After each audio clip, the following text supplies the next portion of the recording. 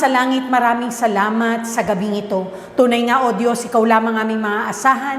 Maraming salamat sa kalakasan. Maraming salamat sa bawat oportunidad na pinagkakaloob mo sa amin. At higit sa lahat, maraming salamat sa gabing ito. Muli makakarinig kami ng iyong kabanal-banalang salita na magiging kalakasan, magiging sandata, upang mapagtagumpayan namin ang kung anumang hinaharap namin sa pangkasalukuyan sa mundong ito. Maraming salamat, Lord, dahil napakaganda ng plano mo sa bawat isa. Dumadalangin kami, Panginoon, ng buong pusong nagpapakumbaba. Bigyan mo po kami ng kaalaman, buksan mo ang aming isip at ang aming puso upang ma-receive namin, O Lord God, ang mensahe mo ng punong-puno ng kagalakan at higit sa lahat, maisabuhay po namin ito. Sa mga kapatid po namin, Panginoon, na hindi pa nakakauwi sa kanilang tahanan, proteksyonan mo sila, Lord God, at lahat ng nakikinig ng mensahe mo sa gabing ito, pagpalain mo sila, higit po sa kanilang inaasahan. Ito po ang aming panalangin, sa tanging pangalan mo, Jesus. Amen and amen. Ang pag-uusapan po natin sa gabing ito at ang title po ng mensahe ng Lord sa Logos is Searching for You. Ayan. So, may hinahanap ka ba? Sino ba yung mga hinahanap mo na yan? Pero bago po iyon, nais ko pong ibahagi sa inyo ang teksto sa gabing ito. Sabi po sa Psalm or sa Salmo, chapter 70 verse 4, May all who search for you be filled with joy and gladness. May those who love your salvation repeatedly shout, Great is God! Or God is great. Alam niyo po, it is common to man, to us, na marami po tayong hinahanap sa ating buhay. Tama po ba? Una, hinahanap natin yung wala. Siyempre, hinahanap natin kung wala pa sa tahanan natin yung ating kapamilya. Hinahanap natin. Nakaka-relate ka ba dito? Kung ikay ina ng tahanan o kung ikay asawa o kung sinong mga mahal mo sa buhay na wala pa, pinipm mo yan, nasan ka na or san ka na, yung mga ganyan. So, relate po tayo dyan. At hindi lang po yung mga kapamilya natin o sinong tao yung hinahanap natin. Likas po sa atin ang naghahanap ng bawat mga naisin natin o pangangailangan natin. Yung iba po, pag nasaktan ka, inaragabyado ka, sinaktan ka, naghahanap ka ng katarungan, di po ba? Kung ikaw naman po ay may mga naisim puntang lugar o nasa isang lugar ka na hindi pangkaraniwan, may hinahanap ka man na lugar, ang tanong mo, saan ba ito? Di ba? O nasan ba ito? Yan po yung mga tinatanong natin. Kaya po pag yung title natin, medyo malawak po, di ba? Searching for you. So, ano ba yung sinesearch natin? No? Ikaw kapatid, sa'yo, ikaw at ang Panginoon lang nakakaalam. Who or what are you searching for? Some of us, nagse-search din ng partner, ng love, ng peace. Siyempre po, nagse-search tayo dyan, yung kagalakan, joy. At dun po sa may mga karamdaman, anumang aspeto, just like po nung Saturday service natin, di po ba, sa healing process. Some of us, we're searching for healing, And most especially, may mga nagse-search po talaga ng satisfaction because maaaring wala na silang hahanapin pa, pero may hinahanap pa. No po? Because they don't satisfy. At yung iba naman po, searching for money, literally. At kasi sa tingin nila, nagiging masaya sila pag nabibili nila lahat yung gusto nila. And only few people really are searching for God or searching for our Jesus Christ who really matters the most. Yun po talaga yung nakakalungkot. At mayroon po akong bahagyang ikikwento sa inyo, summarize na lang po bago po tayo magpunta doon po sa ating mga puntos. Ito po ay yung istorya po ni Elijah at ni Elisha. Alam ko pong alam nyo na iyan, pero gusto ko lang po na, I hope this is a trivia or if you know it, alam niyo po ba na ang Panginoon ay pinahanap, pinasearch si Elijah, or the Lord our God wants Elijah to find Elisha.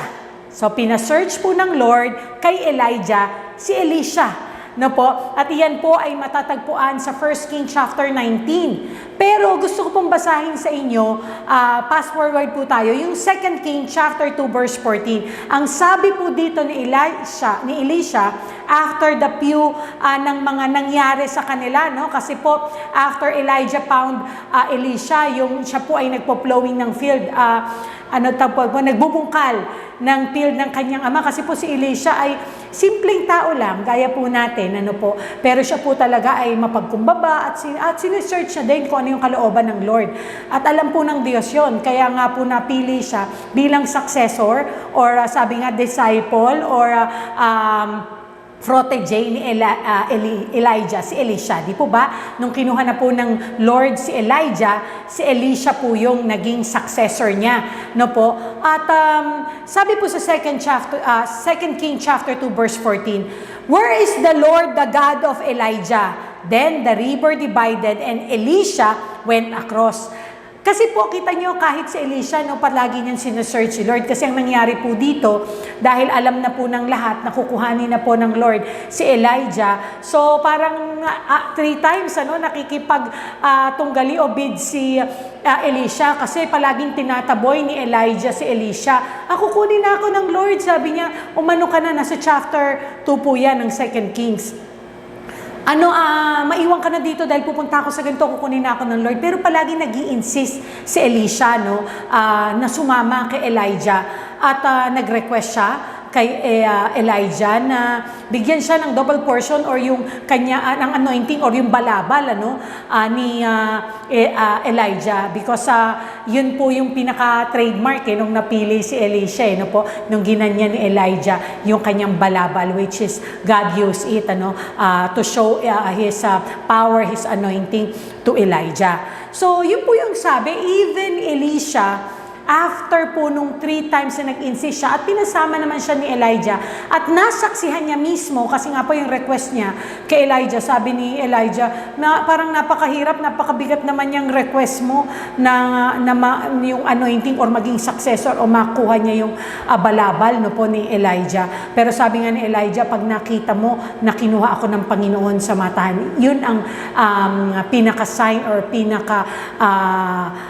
way na nag-grant na yung request ni Elisha. It really happens. And after that happened, ito nga po yung binasa ko sa 2 King. Dahil nawala na si Elijah, syempre nakakaharap na po siya ng mga difficulty. Ito po yung natanong niya, even Elisha search and look for God. And sabi niya nga po dito, "Where is the Lord, the God of Elijah?" And indeed, the Lord grant him kung ano man yung mga pangailangan niya, because it says here, then the river divided and Elisha went across. So dun po kung saan po siya sumigaw at sinabi niya ito, dun po yung na part yung river, po. So hindi lang po talaga ginawa ng Lord kay Moises na ma-part po yung sea para makadaan. Ganon din po ang ginawa ng Panginoon kay Elisha, which is show that really our God never changed. And He is the powerful God sa kanyang mga lingkod, whether it's Moises, whether it's Elijah, whether it's Elisha, and so many prophets.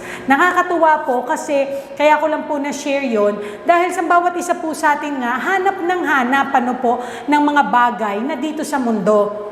Pero sa dako po ng salita ng Panginoon sa atin, paalala sa atin, sino ba dapat talaga yung sinesearch natin? Kaya po may tayo na searching for you. Kaya kapatid, ngayon, kung sino man yung sinesearch mo, maliban sa Panginoon, mapapaalalahanan tayo na ano ba itong mga sinesearch natin? Ano ba talaga yung nagiging cause nito sa atin? At ito nga ba talaga yung napakalaking part ng Panginoon if we search for something? At ang ating first point sa gabing ito is, alam niyo po, talagang bawat isa sa atin, typical po ito Last Saturday, kapatid, kung hindi ka nakapakinig ng mensahe ng Panginoon, makikita mo yan sa Facebook page natin sa COJC. Meron tayong live doon, na nandoon pa. Please do watch kasi po ang Facebook, binubura na po agad yung mga ibang live natin. So I hope you don't miss that message. Nung Saturday po, it's about healing, Kaya makikita nyo, may part po yung first point natin ngayon. At doon po sa mga nasa church at mga nakapakinig ng mensahe, so makikita mo doon sa mga point natin, yung point natin sa gabing ito, yung searching for physical needs. Last Saturday po, di po ba, healing process natin, one of those is financial, physical, emotional healing. So ngayon po, ang first point po natin, each and every one of us is searching for physical needs. Marami po sa atin, at ito naman po yung natural at normal po sa atin, at hindi naman po mali na tayo nagse-search ng mga pangangailangan nating pisikal. Ang nagiging mali lang po, kung nagiging nakapokus tayo dyan. Karamihan po, hindi po ba, hindi na po nakakapag-church kasi po, trabaho ng trabaho, overtime ng overtime. Yung iba naman po, kulang na yung oras sa kanilang pamilya kasi halos sa 24 hours, matutulog na lang ng 5 oras, no po, tapos 2-3 oras sa pamilya, the rest ng oras, nasa trabaho kasi overtime ng overtime. So, pag puro physical needs po ang hinahanap natin or yung mga pangsarap nating katawan, halimbawa naman po napagod tayo, gusto nating mag-recharge at ang recharge natin ay mag-inom-inom o kaya kung ano-ano mga binibili nating mga bagay na po, hindi natin kailangan pero minsan nakakasama po sa atin na mga bagay, yun po yung mga physical needs na masasabi natin hindi naman po talaga needs. Kung hindi wants. Kasi po, sabi sa Matthew chapter 6 verse 25, "So I tell you," Jesus said, "don't worry about the food or drink you need to live, or about the clothes you need for your body. Life is more than a food and body is more than clothes." Maaari po kasing nakakalimutan natin ito, no? Kaya minsan nasosobrahan natin. Or ibig sabihin ko, yung sinasabing natin we're searching for physical needs, minsan we're searching for physical wants na. At nakakalimutan po natin na kaya po kaangkla sa physical, yung pong financial. Bakit? Because health is wealth. Minsan po sa kahahanap at kakagustuhan natin na mabigay sa ating physical na katawan, yung nais natin, minsan po, syempre po, pag gustong-gusto mo kumain, na sobrahan, na hindi naging maganda sa health mo, o kaya naman yung physical needs, gusto mo, inom-inom, siga-sigarilyo, hindi na tama. So, ang nangyayari, naapektuhan po yung health natin. And if you fail, to really meet yung needs lang ng physical body mo, ang nangyayari, naaabuso mo, nagkakasakit tayo, your body cannot function properly. At pag hindi na po nag-function properly yan, kahit ano yung physical na pangangailangan mo dahil di ka na makapagtrabaho or nagkasakit ka, napunta lahat yung pinagtrabahuhan mo sa pang-ospital, pambili ng gamot. Kaya, now mga kapatid, if we're searching for only our physical wants and not only yung physical needs natin, Jesus encouraged us, especially His follower, na not to worry about their lives, especially yung ano ba yung kakainin ko, ano ba yung iinumin ko, or ano ba yung mga isusuot ko. Kaya nga po, di po ba sa mensahe ng Panginoon sa kanyang salita sa Bible, ina-example na nga niya po tayo sa ibon. Kung ang ibon sa himpapawid, hindi naman niya nagtatrabaho, di ba? Pero pinakakain ng Panginoon. Gaano pa ba tayo na very valuable, very loved ng Panginoon? Because God really provides for us. Kaya my brothers and sisters, if we search for our physical needs, know that our God will provide. Paano ba mamimit ito? All you have to do, mga kapatid, is do your part. If the Lord give you strength, wisdom, and ability to work na naayon sa tamang oras at yung pinagtrabahuhan mo, ibigay mo sa pamilya mo, ibili ng nararapat na according din sa ipinoprovide ng Lord, hindi yung mga gusto natin na nakakasama sa ating katawan. At higit sa lahat, magtrabaho tayo sa tamang oras at ibigay natin sa Panginoon yung oras din na para sa Kanya. You need to pray so that kung ano ba malaman mo, mapaglinaw ang isip mo, mapaglabanan mo yung mga fleshly or physical wants ng iyong katawan na hindi naman makakabuti sa atin. Yan po yung mga sandata na binibigay sa atin ng Panginoon. Pag nakakapakinig po tayo ng salita ng Panginoon, nare-remind po tayo na ito kang katawan pa lang ito ay binigay ng Lord sa akin for the purpose. To work, yes, not only dun sa mga physical needs ko or family needs, but this body also is a temple of God that He will use for His glory, that we also need to work in His kingdom, to expand your kingdom ng Lord for His glory, to share the Word of God. And surely, sinabi ng Panginoon, hindi niya tayo pababayaan. He will provide all our needs. Kaya po, ang second point po natin, not only yung physical needs na sinesearch natin, we also searching for our emotional needs. Bakit? Kasi bawat isa po sa atin, may emptiness, may mga pangangailangan. sa ating mga emosyon, sa ating mga pangangailangan, na to satisfy only yung physical, but really inside our emotional. Ito daw po is security and self-esteem need for both individual happiness and healthy relationship. At palagi ko pong ini-include in every topic ko pagdating sa emotional, yung pong mental tsaka social. Kasi po pag talagang masyado kang down or hindi mo masyado kang ma-emotional, masyado kang nasasaktan, naiiba na yung mga iniisip natin at lalong digit po yung function natin. Nahihirapan tayo makicommunicate sa kapwa natin. Alam niyo po pati yung attitude natin, minsan po nagbabago pag ganyan po na yung emotional needs natin hindi po na sustain or hindi na sasatisfy.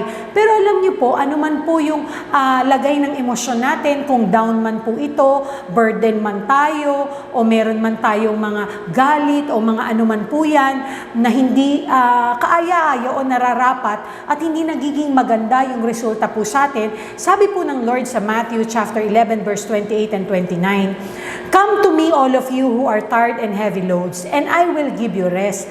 Jesus said that. Sabi pa po niya, "Accept my teaching and learn from me, because I am gentle and humble in spirit, and you will find rest for your lives." So kung nabibigatan ka na, todo na talaga yung bigat ng kalooban mo, yung emosyon mo sobrang down, alam mo, the Lord inviting you na tutulungan kanyang mapagaan yan. Kung nalalabuan ng iyong isip, kaya nakakaramdam ka ng hindi maganda, the Lord will enlighten you. At sabi pa po niya, you will find rest for your lives.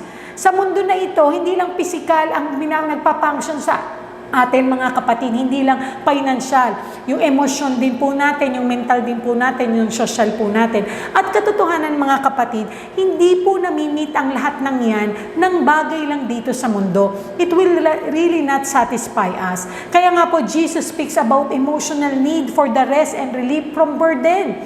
It offers solace by inviting those who are weak. Kung tayo po ay weak, nanghihina, nabibigatan, burden po tayo, the Lord invite us to come to our Lord Jesus Christ. And He is promising rest. Not only po dun sa physical, emotional, especially for our soul. Which is, sabi nga, pag coming from inside, magmamanifest po talaga. At yung passage po na binasa ko po kanina ay nagsasuggest po yun ng finding rest in our Lord Jesus Christ. Hindi lang po physical relief, gaya ng sabi ko, yung ating matatagpuan, kung hindi po yung lahat ng ating mga hinahanap. At para ba magaanan tayo? Ano daw po ba yung mga nararapat nating gawin?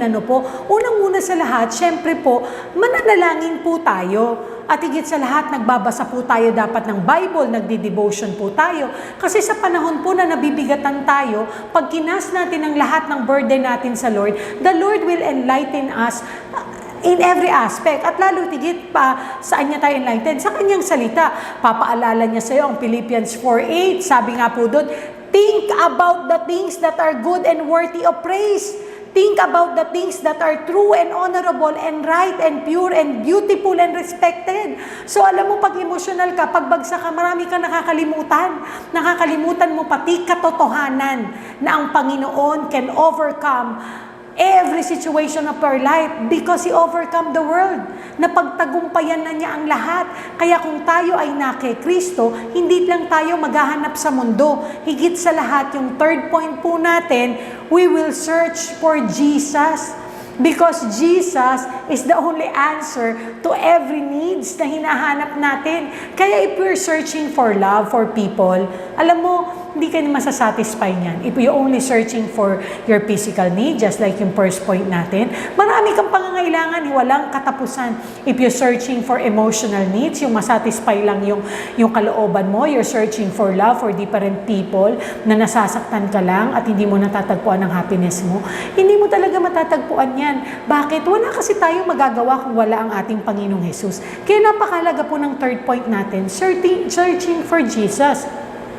This is a spiritual quest to understand and connect with our God, our Lord Jesus Christ, and to literally search for information about Him, His life, His teaching, dahil yun lang po talaga yung makakatulong sa atin. Alam mo mga kapatid, noon pa man, sa Old Testament and even in sa New Testament, they're searching those people na talagang know yung ano talaga yung pangangailangan nila. Una sa lahat, bago yung physical, emotional, intellectual, financial, emotional, bago lahat ng yan, you really have to search for Jesus. At alam niyo po, ang Panginoong Hesus nung danido siya, sa John chapter 6 verse 24, sabi niya po, once the crowd realized that neither Jesus or His disciple were there, they got into the boat and went to Capernaum in search of Jesus. So kahit noon pa man po, pag may nalaman ka na lahat ng pangangailangan mo, matatagpuan mo sa Panginoon, you really will search for Jesus.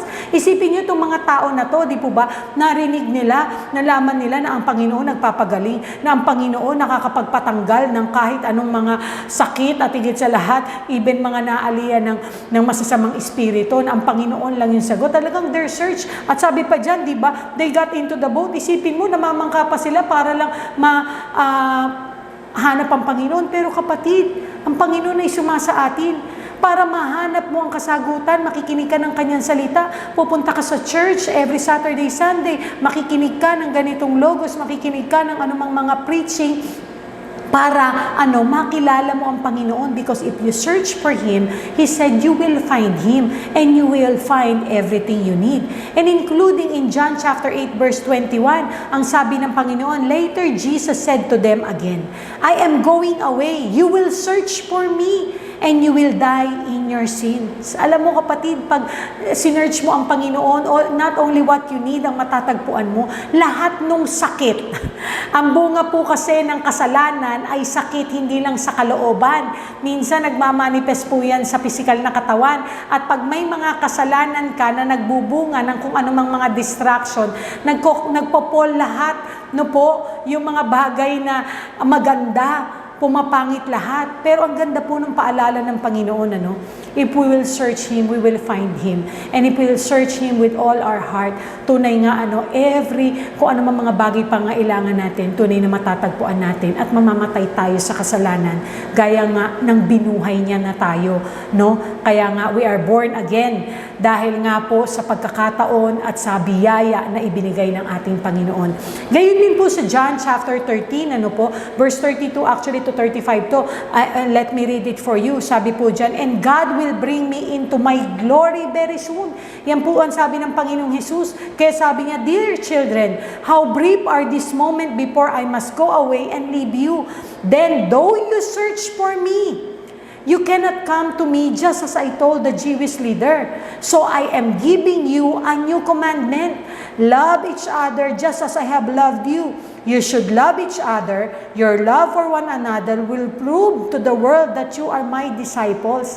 Mga kapatid, noong araw, at hindi naman na po talaga natin nasaksihan pisikal ang ating Panginoong Hesus, tanging ang mga disipulo lang. Kaya nga po sinasabi niya yan na talagang darating ang mga pagkakataong ganito. Pero, pag sinearch niya, hindi na natin siya nakikitang pisikal, pero napakabuti ng Panginoon. When we search Jesus, we will find Him with our heart, and He give us the Helper, the Holy Spirit, to guide us, because God is with us. The Word is God. Logos, the Word of God. Hindi mo man nakikitang pisikal ang ating Panginoong Hesus. When you search Jesus, you will find Him in His Word. In the Bible, the Holy Spirit will guide you, will use His new disciples, mga pastor, mga cell group conquerors leader mo, mga ginagamit na lingkod ng Diyos upang mabahagi ang salita ng Panginoon sa iyo. Kaya kapatid, kung ikaw ay isang Kristiyano, kung ikaw ay tagasunod ni Kristo, kung ikaw ay disipulo ni Kristo, katotohanan, hindi ka na maghahanap pa ng iba. Dahil si Kristo lang ang tanging kasagutan sa lahat. Napakadami po kasi talaga ng tao na naghahanap ng wala. Kaya nga po, ang nais ng Panginoon sa ating mga lingkod at ikaw na nakikinig ngayon, Hanapin natin ang Diyos at ituturo ng Diyos na hindi tayo maghahanap ng pansamantala. Hanapin natin yung mga tao na nais natin na makaramdam ng kapayapaan gaya ng binigay sa atin ng Panginoon. Hanapin natin yung mga taong hindi pa nakakakilala sa tanging daan, katotohanan at buhay ang ating Panginoong Hesus. Hanapin natin na makapagbigay ng biyaya at kagalakan at higit sa lahat makatulong sa iba dahil sa biyaya ng Diyos. Yun ang dapat nating hanapin. Kasi po nakakalungkot, may mga tao po na ayaw tumanggap ng katotohanan. Yung bang kahit na alam na nila na ang Panginoong Hesus ang tanging daan at katotohanan, na alam nila na ang buhay matatagpuan lang sa Panginoon, na in this life there's no satisfaction, you can find it to Jesus, pero binabaliwala. Yun po ay nakakalungkat.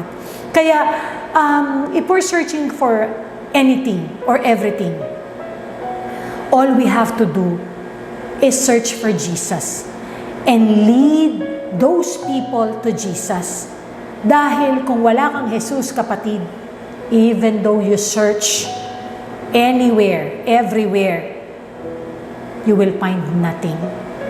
And if Jesus is not with you, it will be empty, and this world will leave you sa isang kawalan.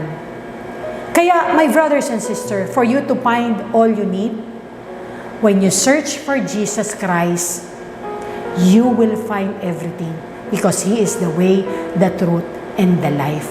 Kaya mga kapatid, I hope kung ikaw itong ang dami-dami mong hinahanap sa buhay, give yourself a chance, my brothers and sisters. Only search for Jesus and you will find everything you need. Kaya, kung tayo po ay may mga mahal sa buhay, kamag-anak, mga kung sino man po na hindi pa nakakakilala sa Panginoon, lalo't higit yung mga nagpe-persecute sa'yo, yung mga nangchichismis sa'yo, yung mga nagkikreate ng mga hindi magagandang salita sa'yo, pray for them. May they find Jesus. May they search Jesus. Because if they search Jesus, they will find Him. At mga kapatid sa atin po na mananampalataya, paalala po ng ating Panginoon, no po, na sumasa atin siya. At mayroon po siyang commandment na binigay niya sa atin. I-remind ko lang po uli sa John chapter 13, verse 34-35. Sabi ng ating Panginoong Hesus, I am giving you a new commandment. Love each other. Just as I have loved you. You should love each other. Your love for one another will prove to the world that you are my disciple. At katotohanan, kapatid, wala ka nang hahanapin pa. Kaya sa gabi pong ito, bago po tayo magtapos, inaanyayahan ko po na tayong lahat ay manalangin. Ipanalangin po natin yung ating mga kapatiran na hindi pa natatagpuan ng ating Panginoong Hesus. At doon po sa mga kapatiran natin na natagpuan na ang Panginoong Hesus, pero tumalikod, humanap na naman ng kung ano sa mundo, nawa po ay mapaalalahanan sila na ang alam nilang katotohanan ay huwag nilang baliwalain. Let us pray po. We thank you, our Lord Jesus Christ, for guiding us and teaching us tonight. We thank you for reminding us that all we have to do is search you, Jesus. Dahil kung kami maghahanap sa mundo sa bawat pangailangan namin, hindi namin ito matatagpuan at hindi masasatisfy ang anumang pangailangan natin. Pero but if find you, my Jesus Christ, all we need, O Lord God, ay tunay nga ipoprovide mo. Maraming salamat, Panginoon, dahil ginagabayan mo kami, pinapatnubayan sa punang aming pamilya. Kaya dinadalangin po namin, O Lord God, sa mga kapamilya namin, sa mga kaibigan namin, kaklase namin, katrabaho namin na hindi ka pa natatagpo ang Panginoon. Bigyan mo sila, O Lord God, ng bukas na isip at bukas na puso na search for you, Jesus, so that they can find all their needs. Ano man ang kanilang pangailangan sa pisikal, emosyonal, intelektual, pinansyal, Panginoon, mental, at higit sa lahat, O Lord God, sa spiritual. Nawa, Panginoon, katagpuin mo sila, O Lord God, at tunay na makita nila na ikaw lamang ang aming pangangailangan, aming Diyos. You are the only way, the truth, and the life. Patuloy mo kaming gabay at patnubayan, palakasin, O Lord God, upang magawa pa namin, O Diyos, ang bawat naisin mo. Patuloy mo kaming bigyan ng mapagpumabambuso na ikaw lamang aming tinataas sa aming bawat tagumpay at sa aming kababaan. Patuloy namin, O Lord God, na ikaw ang aming saliksikin at ikaw ang aming itaas. Maraming salamat, Panginoon, dahil palagi kang nandyan. We pray for the people, O Lord God, sa mga church members, sa mga kapamilya namin, O Lord God, na nawalay sa iyo, O Diyos. Nawa, Panginoon, manumbalik at tunay na saliksikin at hanapin kanila. Alam ko, Panginoon, sa bawat nangyayari sa aming buhay, may kadahilanan ka. Kung may karamdaman, ikaw lamang ang kagalingan. Kung may pangangailangan, ikaw ang aming Jehovah Jireh, the God who provide. At anuman, Panginoon, O Lord God, ang naisin namin na ayon sa iyong kalooban, alam namin, Panginoon, ipagkakaloob mo ito. Maraming salamat, aming Ama sa Langit. Maraming salamat, aming Panginoong Hesus, dahil tunay nga, O Diyos, kinatagpo mo kami sa gabing ito.